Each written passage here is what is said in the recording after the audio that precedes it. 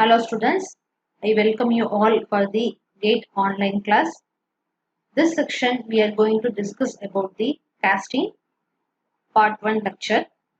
Myself Dr. M.S. Alicia Vallavi, Assistant Professor in Mechanical Engineering, Government College of Technology, Coimbatore. The content of the lecture are casting, classification of casting process, pattern, molding sand properties, code, gating system, gate question and answer discussion. First, what is meant by casting? It is one of the manufacturing process by which liquid metal is usually poured into a metal which contains a hollow cavity of the desired shape and then allowed to solidify. So we have a hollow cavity first, and we are making the hollow cavity to the required shape and size. After that, we are pouring the liquid metal into the mold, and we are waiting for solidification. After that, here we are getting casting. This solidified part is also known as casting, which is ejected or broken out of the mold to complete the process.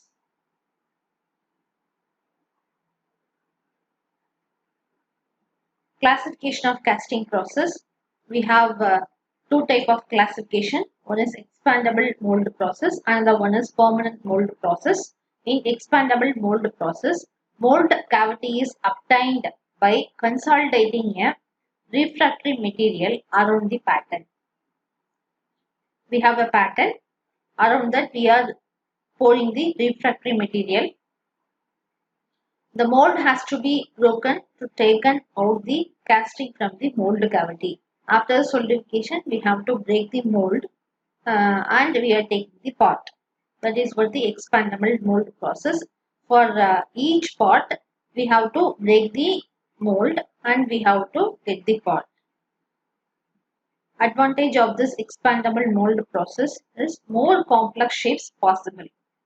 Disadvantages are poor dimensional accuracy and surface finish. Example of this expandable mold process are sand casting, plastic molding, shell molding, plaster and investment molding process.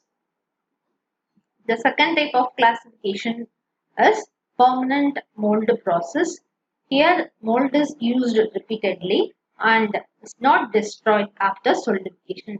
Whereas the first case we are destroying after solidification. Here we can use repeatedly. Mold is made up of metal and can be used to make many castings. Here the mold is metal, so we can use repeatedly. Advantage of this permanent molding process: higher production rate, smooth surface and increased dimensional accuracy. Examples are die casting, centrifugal casting and continuous casting process. Now we will see the sand casting steps. Sand casting, also known as sand mold casting, consists of pouring molten metal into a sand mold, allowing the mold to solidify, then breaking up the mold to remove the casting. Here first we have to make the pattern. So whatever the size, shape required, we have to make as a pattern, and we have to create the mold. Before that we have to prepare the sand. So which sand we have to use based upon the product, we have to select that. So preparation of sand, and by using the sand and pattern we are making the mold. From using these two things we are making the mold. If we want core, we have to keep it the core. Okay, after mold making. Okay, we have to prepare the sand and pattern, we are making the mold, and we have to keep the core after the mold making. Then we have the raw material.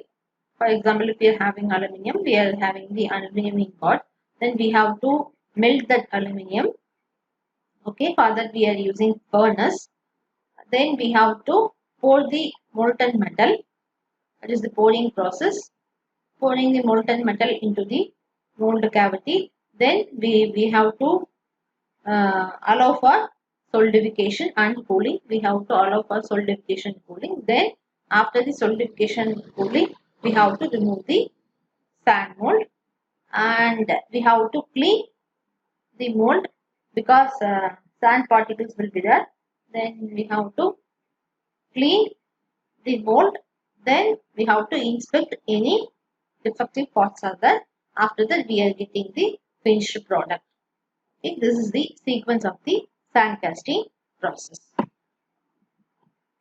Then next one is pattern. Pattern is a full-sized model of the pot, slightly enlarged to account for shrinkage and machining allowance in the casting. So because of the allowance, okay, we have to provide the allowance. For that we are giving the extra size to the pattern. Okay, it is the replica of the object. Pattern is normally replica of the object. Generally, we are using 4 types of pattern materials. First one is wood, which is common material because it is easy to work, but it warps. Okay. Next one is metal. It is more expensive to make. Examples are cast iron, brass, aluminium, etc. Next pattern material is plastic, lightweight but strong.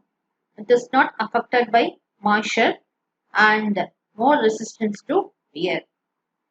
Next one is wax, which will give good surface finish and dimensional accuracy. It will not absorb moisture, low cost. It is used for making small patterns.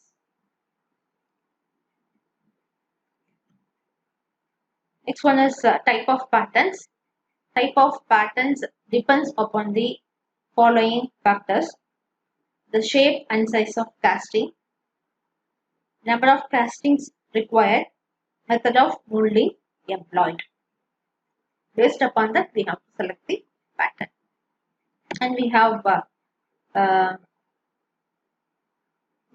types of pattern: single piece pattern, split piece pattern, loose piece pattern, match plate pattern, sweep pattern, gated pattern, skeleton pattern, follow board pattern, hoop and drag pattern.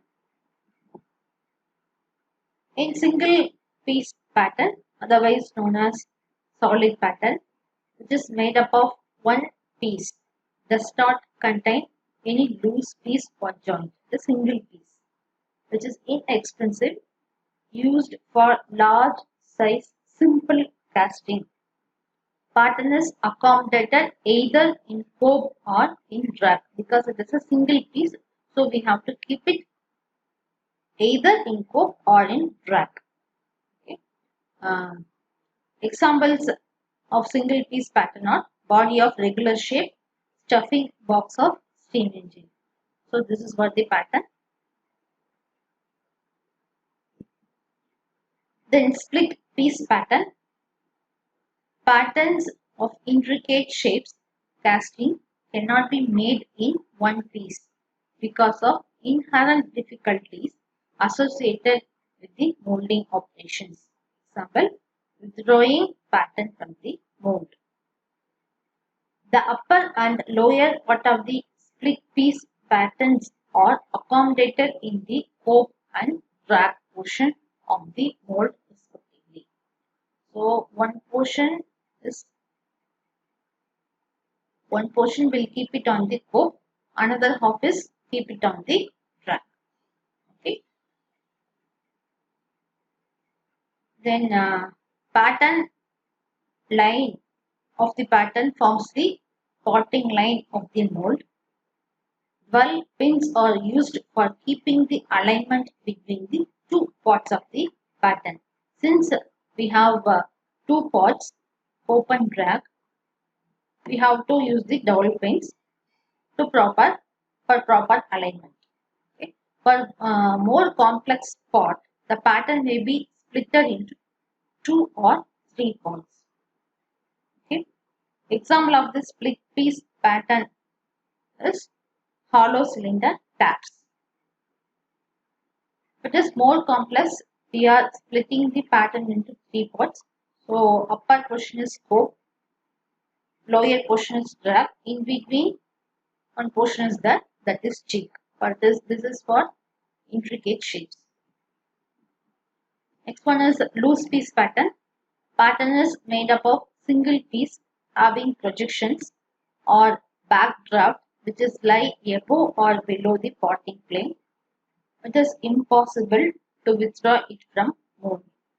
With such pattern, the projections are made with help of loose piece. So whenever we have a projection or draft, in the time we are going for the loose piece pattern to remove the pattern smoothly from the mold. Loose parts or piece remain attached to the main body of the pattern with the help of ball pins. So this is what the required shape drawing. Okay, this is the casting and the pattern with the loose piece here it is shown in the diagram 3. First we have to make the mold. Then first we have to pull out the main body using ball pin. Then we have to remove the loose piece. We are pulling out the loose piece after removing the main body without damaging the cavity. Okay. The main body of the pattern is drawn first from the molding box and thereafter as soon as the loose parts are removed, the result is the mold cavity. Next one is match plate pattern. It consists of match plate. So this is what the match plate on either side of which each half of split pattern is fastened. So this is split pattern. In between we have only one match plate. A number of different sized and shaped pattern may be mounted on one match plate. The match plate with help of locator holes can be clamped with the drag. After the cob and drag have been rammed with the molding sand, the match plate pattern is removed from in between the cob and drag. Match plate patterns are normally used in machine molding. By using this, we can eliminate mismatch of cob and drag axes. Next type of pattern is sweep pattern. Sweep pattern is just a form made on a wooden board which sweeps the shape of the casting into the sand all around the circumference. The sweep pattern rotates about the post. Okay, here you have the post. In that sweep pattern is tied, so which will rotate about this post. Sweep pattern avoids the necessity of making full, large, circular and costly three-dimensional part. So this wooden board we need this shape. Okay, we need this shape. So this is what the shape we want. So in the shape, whatever the shape we want, we are making the shape in wooden board. By using this wooden board, we are circulating so that we are getting the whole shape. So this eliminates the full making of full pattern. Okay, large circular and costly three-dimensional pattern. A sweep pattern is preferred for producing large casting of circular section and symmetrical shapes, particularly used for circular section and symmetrical shape. Okay, this is what the spindle is. This spindle is used to rotate the wooden board. Okay, we have well rammed sand is there, and this is the pattern, and we have to rotate this wheel using the spindle, and we are getting the completed mold. Okay. This is for the cup shape somewhat. Gated pattern. Next one, the section connecting different patterns serve as runner and gates. This facilitates filling of mold with molten metal in a better manner and eliminates the time. A gated pattern can manufacture many castings at one time and thus it uses in mass production system. Gated patterns are employed for producing small casting parts. So this is what the shape. Okay. So four parts are there. So this is what the runner and we have the gate. At the time we can produce the many pots and with different shapes. Then skeleton pattern. Skeleton pattern is the skeleton of the desired shape which may be S-bend-pipe or jute.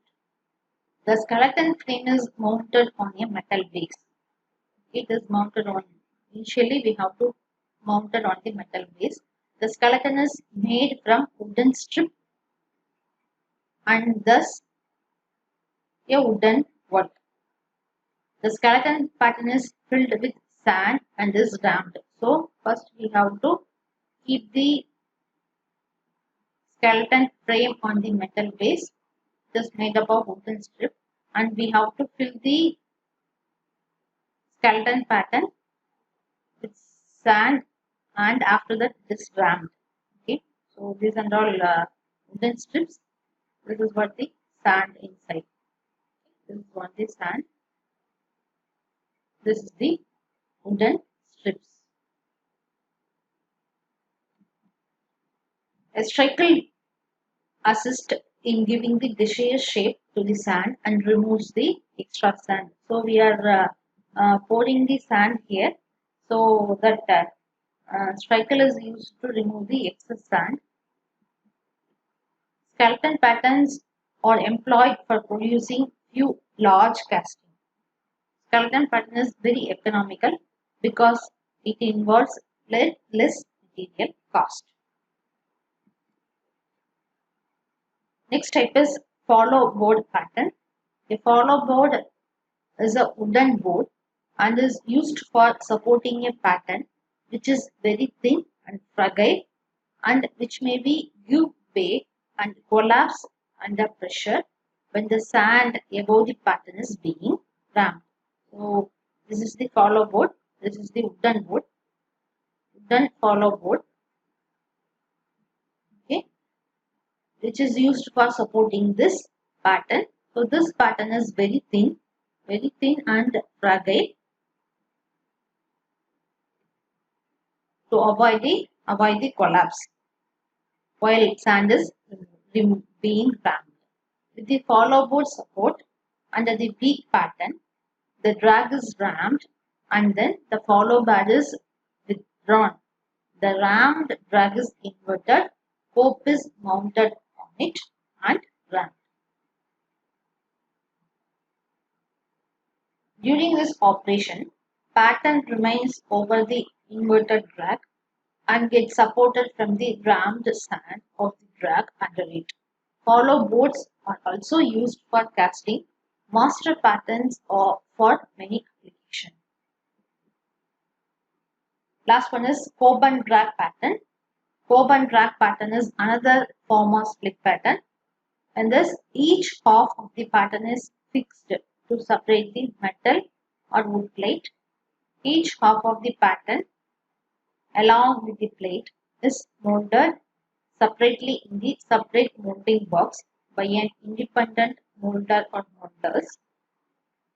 The two molds of each half of the pattern are finally assembled and the mold is ready for pouring. Cope and drag patterns are used for producing big casting which as a whole cannot be conveniently handled by one molder alone. So this is what the cope and drag pattern. Here we have cope pattern. This is drag pattern. This is mounted on the plate. Okay. Here we have a razor and we have run. Okay. The next one is the properties of molding sand: refractoriness, collapsibility, cohesiveness, permeability, flowability, and adhesiveness. These are the main properties the molding sand should have. First one, refractoriness. This defined as the ability of molding sand to withstand high temperatures without breaking down or fusing, thus facilitating to get sound casting. So we are pouring the molten metal at hot condition. So the sand should withstand the high temperature. Molding sand with poor refractoriness may burn onto the casting surface and no smooth casting surface can be obtained. Refractoriness is measured by the center point of the sand rather than its melting point.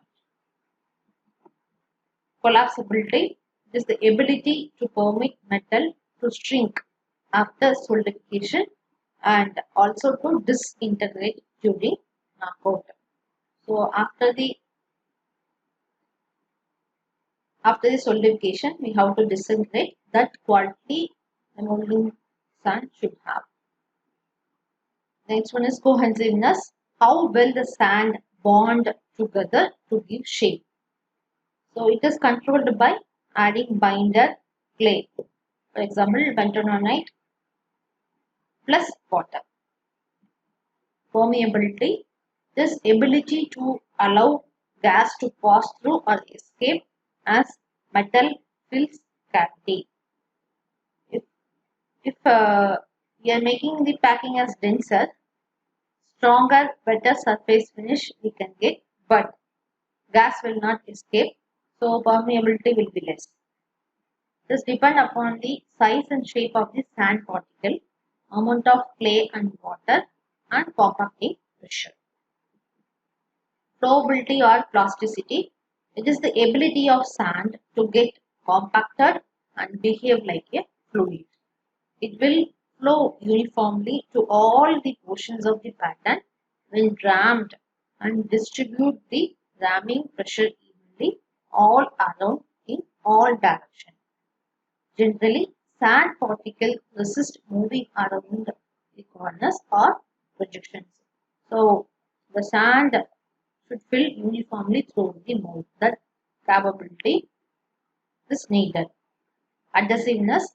It is the property of molding sand to get stick or adhere with foreign material, such as sticking of molding sand with inner wall of molding box. Next topic is molding sand. Constitutions of molding sand form: sand, binder, and additives. Sand, silica or silica mixed with other minerals. Binder, which gives the property of cohesiveness to the sand. Additives, added to the sand to improve the properties such as strength, refractoriness, and permeability. Types of sand mold. First one is green sand mold. This is a mixture of sand, clay, and water. Green means mold contains moisture at the time of pouring. Next one is dry sand mold. Organic binders rather than clay. Mold is bagged to improve strength, whereas in green sand mold, the moisture content is there. Here, the mold is baked. Loam sand, mixture of sand and clay with water to a thin plastic paste. Facing sand, prepared and forms the face of the mold, which gives surface finish to the casting. Potting sand, to avoid the sticking of open drag, the potting sand is sprinkled over the potting surface. Last one is coarse sand. used for making pores, and it is sometimes also known as oil sand. Core is a full-scaled model of inner surface of the pot. It is inserted into the mold cavity prior to pouring. The molten metal flows and solidifies between the mold cavity and the core to form castings external and internal surface. So this is what the core. So whenever we need the internal cavity, we have to keep the core before pouring. So we have the down screw, potting line, and this is what the cavity. In the mold cavity, we need the hollow space. For that, we are keeping the core inside. It may require support to hold it in position in the mold cavity during pouring, called chaplet. So this is what the chaplet here is for supporting. For iron and steel casting, the chaplets are made up of thin plate and low carbon steel. So here this is what the chaplet, and this is the final casting with internal cavity. So up to this we have the cavity, it is not throughout. So up to this we have cavity. Up to this we have cavity. After that we don't have cavity. Next one is gating system. In gating system we have number of parts are there. So here we have pouring basin, pouring box, screw base. This is screw base, and this is runner, skin bob, and you have a choke. Then here you have a ingate, and this is what the mold cavity. This is what we want, final part, and this is your riser. Okay, this is scope, upper portion, lower portion is track. Okay, this is what the gating system. We will see one by one.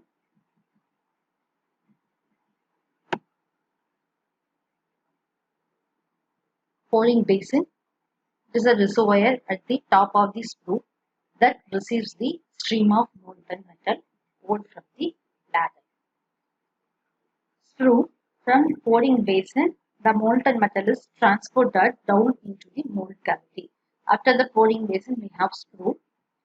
The next one is screw base. Screw joins the runner. Usually, enlargement in the runner is made. This enlargement is screw base. Next one is runner, commonly a horizontal channel which connects the screw with gate. Skin bob. It is an enlargement along the runner whose function is to trap heavier and lighter impurities such as dross or eroded sand. Ingate, end of the gate where it joins the mold cavity and through which the molten metal will be introduced into mold cavity. Choke, function is to control the rate of metal flow to help lower the flow velocity of the runner. We have two type of gating system under this. One is pressurized gating system, in that in-gate serves as a choke. Unpressurized gating system, screw base serves as a choke. Gating ratio is 1:2:4 or 1:4:4. So this is what the gating system. Gate connects runner to mold cavity and through which the income metal directly enters mold cavity. Gate ratio defined as the ratio of screw base area followed by total runner area and total in-gate area. So this is what the gate ratio 1:2:4. So this is what the screw base area, followed by the runner area, total runner area. This is 2, and 4 is for total area. The screw base area is taken as unity. So this is always unity. That is what mentioned here. 1:2:4. Here gating ratio. Riser. Molten metal rises in the riser after mold cavity is filled up. Now we will discuss about the previous year gate questions with answer. This in gating system, the ratio 1:2:4 represents. So we have 4 choice: screw base area, runner area, in-gate area, pouring basin area, in-gate area, runner area. Third one is option C is screw base area, in-gate area, casting area. D is runner area, in-gate area, casting area. Answer is A, because gate ratio is defined as the ratio of screw base area followed by total runner area and then in-gate area. This is the sequence. First we have screw base. Okay, in gating system we have screw base. Then we have runner. Then we have skin bob. Then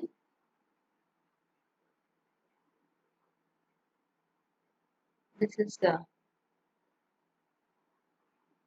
screw base. Then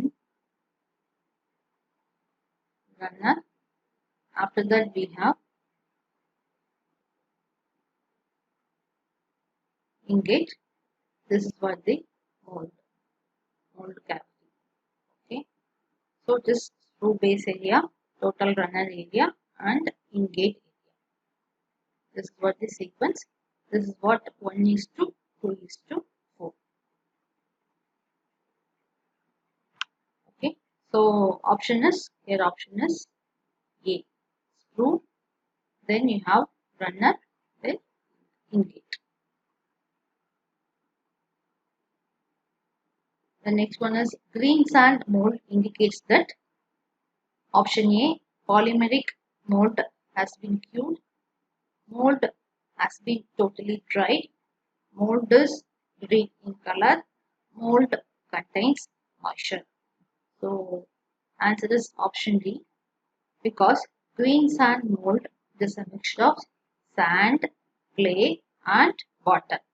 Okay, green means mold contains moisture at the time of pouring.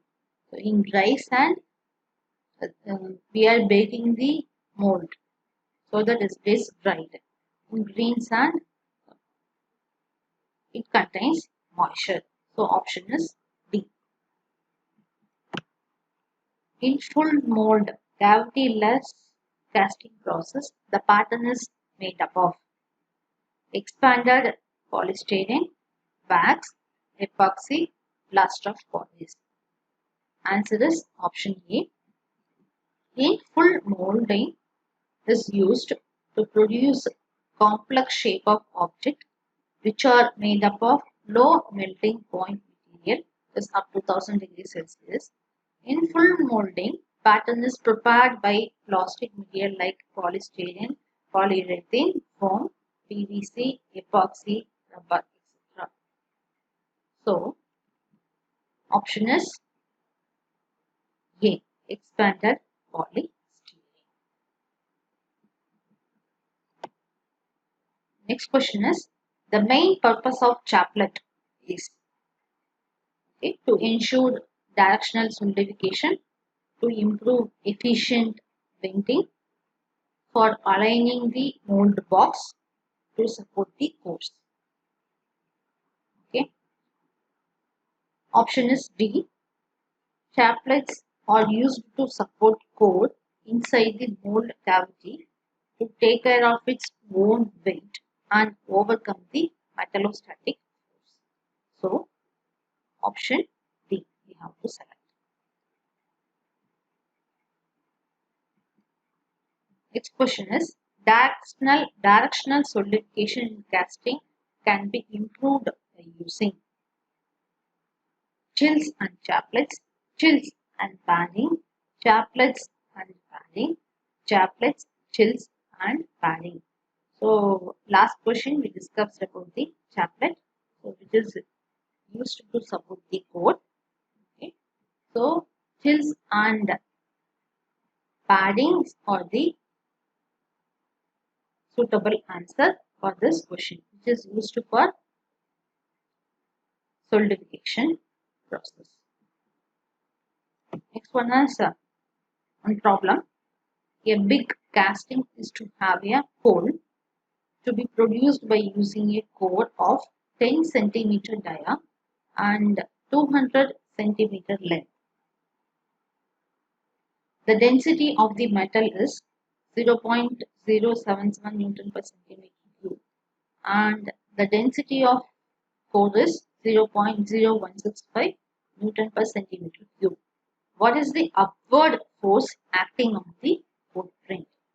So here they gave the diameter and length of the core. So it is a hole. It is a cylindrical. The density of metal and core is given. They are asking the upward force. So first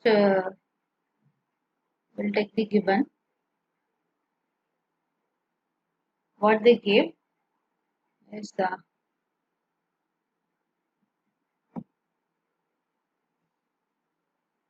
density of metal, which is equal to 0.077 Newton per centimeter cube and density of core is 0.0165 Newton per centimeter cube and they gave the diameter of the core and length of core is 200 centimeter. So everything is in centimeter. Now we want to know the upward force that we want to find. So upward force is equal to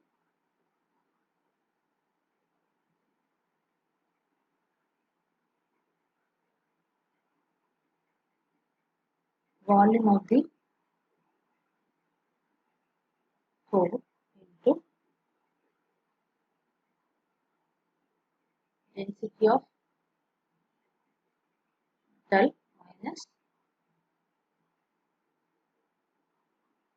density of core. So for volume, pi by 4 into d square into L. So here density of metal is given in the question answer 0.077 minus core density is 0.0165. So